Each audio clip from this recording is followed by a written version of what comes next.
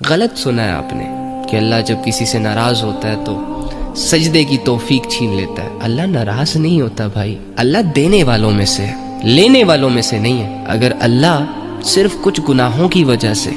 کچھ خطاؤں کی وجہ سے انسان سے سجدے کی توفیق چھیننے لگ جائے تو فرشتے ہی رہ جائیں گے پھر اللہ کو سجدہ کرنے کے لیے، کیونکہ عام انسانوں کے لیے تو یہ چیز پاسبل نہیں ہے کہ وہ ویسی اللہ کی عبادت کرے جیسے کہ اللہ ڈیزرو کرتا ہے۔ اگر اللہ رب العزت انسانوں سے سجدوں کی توفیق ہی چھیننے لگ گیا تو انسانیت تو بہت بڑی مشکل میں پھنس جائے گی۔ تم گنہگار ہو، تم نے نہ چاہتے ہوئے اس کی کوئی نافرمانی کر لی، بھٹک گئے، بہک گئے، حالانکہ تم بھٹکنا نہیں چاہتے تھے، اور اللہ تم سے سجدے کی توفیق ہی چھین لے۔ یہ والا سسٹم تمہیں نہیں لگتا کہ تمہارے رب کے ساتھ سوٹ نہیں کرتا؟ آپ نے اپنے آپ کو جج کرنا شوق سے کرے، لیکن اپنے چھوٹے سے دماغ سے، جس کو یہ دنیا ہی نہیں سمجھ آ رہی، اس دماغ سے اپنے رب کو مت جج کیا کریں۔ وہ رب جس کی رحمت نبی صلی اللہ علیہ وآلہ وسلم نے لوگوں کو سمجھائی، جس کے محبت کے جذبے نبی صلی اللہ علیہ وآلہ وسلم نے